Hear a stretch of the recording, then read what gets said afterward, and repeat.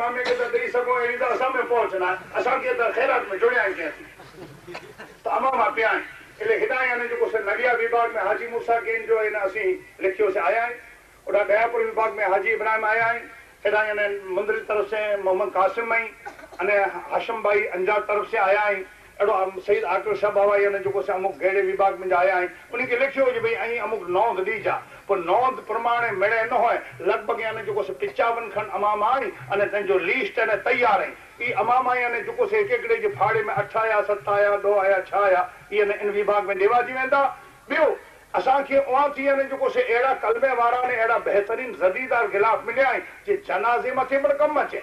अने किराक मजलिस कमेटी हुई तो मजलिस की रीते किराक ही यानी जो कलमे वारा यानी जो हिकड़ी ब चादरूं बधणी हो तो से पण कम अचे ई इनमें फर्ज कम अचे अने कोई टूका मुख्तसर होए ने कोई एड़ी दरगाह होए ने बिल्कुल खुली हुई तो कबर मथे कम अचे तो तेजा पण हेडा वीटेला बंडल पिया उन इतराफ वारा पिंजी मजलिस कमेटी हुई तो मजलिस लागिने इन आजू बाजू जी गामड़े में जनाजे मथी अड़ा गिलाफ जेकर जुना पुराना थी वे सुजना वे तो जवाबदारी खणी ने गिने अने जिन गामड़े वारे के दिए उन गामड़े वारे वटा इतनी पहुंच गिने जहा असा जे गामड़े जी जनाजे जो गिलाफ मिलियो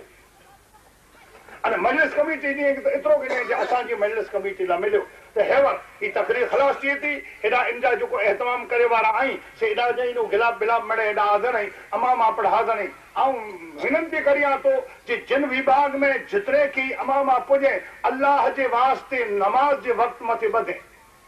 नमाज जे वक्त मथे बधे एड़ो न करी जे पहले टाइम मिनी ने पहले जुमे बध्या अने 20 जुमे में बनायो लुंगी अने 3 जुमे में बच्चे जा बार होता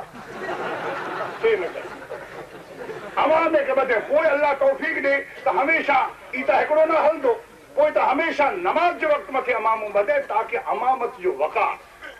एकड़े ने जिन तारे खुतबे मथे ने खतीब बो होय अने 12 थी को बाहर जा एड़ा ने जो संजीदा मुसलमान आया अने उ जिन तारे खिताब